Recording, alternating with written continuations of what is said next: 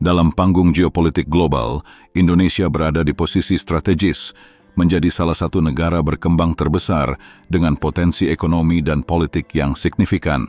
Sebagai negara non-blok, Indonesia selalu menegaskan prinsip kebijakan luar negerinya yang bebas dan aktif. Namun, dalam praktiknya ada tren yang terlihat jelas.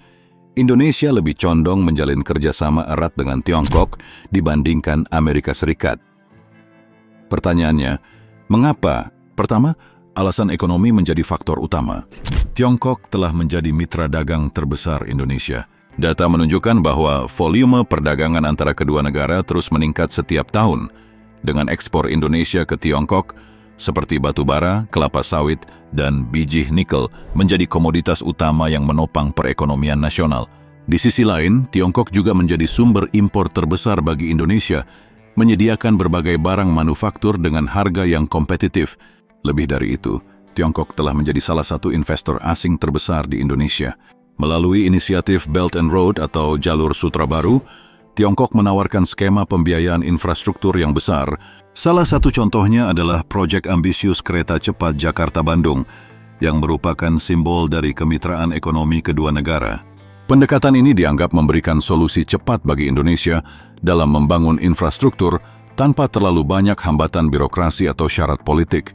Sebaliknya, Amerika Serikat memang masih menjadi pemain penting di sektor investasi Indonesia, terutama dalam bidang teknologi dan energi.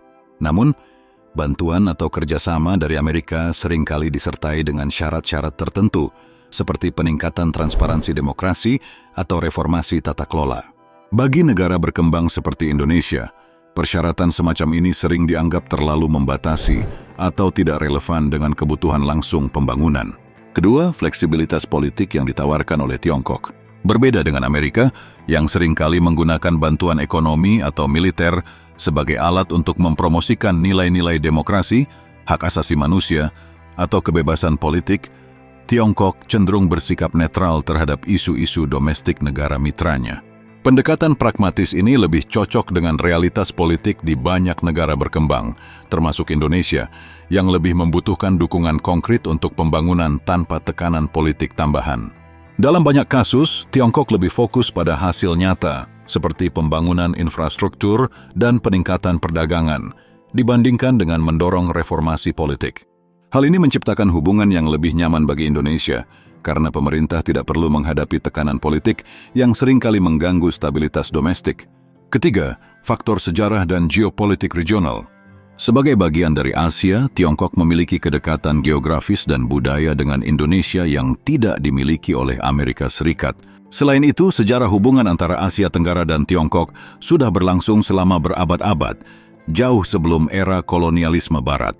Kedekatan ini menciptakan rasa saling pengertian yang lebih mendalam dibandingkan dengan hubungan Indonesia-Amerika yang seringkali dipandang memiliki agenda politik global yang cenderung tidak selalu sejalan dengan kepentingan negara berkembang. Lebih dari itu, Tiongkok juga berperan besar dalam membentuk arsitektur geopolitik Asia Pasifik. Sebagai kekuatan ekonomi terbesar di kawasan ini, Tiongkok menawarkan alternatif yang menarik bagi negara-negara berkembang seperti Indonesia untuk tidak terlalu bergantung pada Barat. Namun demikian, pilihan Indonesia untuk lebih dekat dengan Tiongkok bukan tanpa risiko. Ketergantungan ekonomi yang terlalu besar dapat menempatkan Indonesia dalam posisi yang rentan, terutama jika Tiongkok mulai menggunakan pengaruh ekonominya untuk keuntungan politik. Selain itu, beberapa proyek infrastruktur yang didanai oleh Tiongkok seringkali menghadapi kritik, baik karena biaya yang tinggi maupun dampak lingkungan dan sosial yang ditimbulkan. Di sisi lain, hubungan dengan Amerika Serikat tetap penting, terutama dalam bidang teknologi, pendidikan, dan pertahanan. Amerika masih menjadi mitra strategis dalam menjaga stabilitas keamanan kawasan, terutama melalui kerjasama militer dan pengamanan jalur maritim. Pada akhirnya, pilihan Indonesia untuk lebih dekat dengan Tiongkok adalah strategi pragmatis. Dalam dunia yang semakin multipolar, Indonesia berusaha menjaga keseimbangan antara dua kekuatan besar, sambil memastikan bahwa kerjasama yang terjalin membawa manfaat nyata bagi rakyatnya. Apakah keputusan ini akan membawa Indonesia menuju kemajuan atau justru menciptakan ketergantungan baru? Jawabannya akan terlihat seiring waktu. Yang jelas, Indonesia terus memainkan perannya sebagai negara yang berdaulat, menempatkan kepentingan nasional di atas segalanya.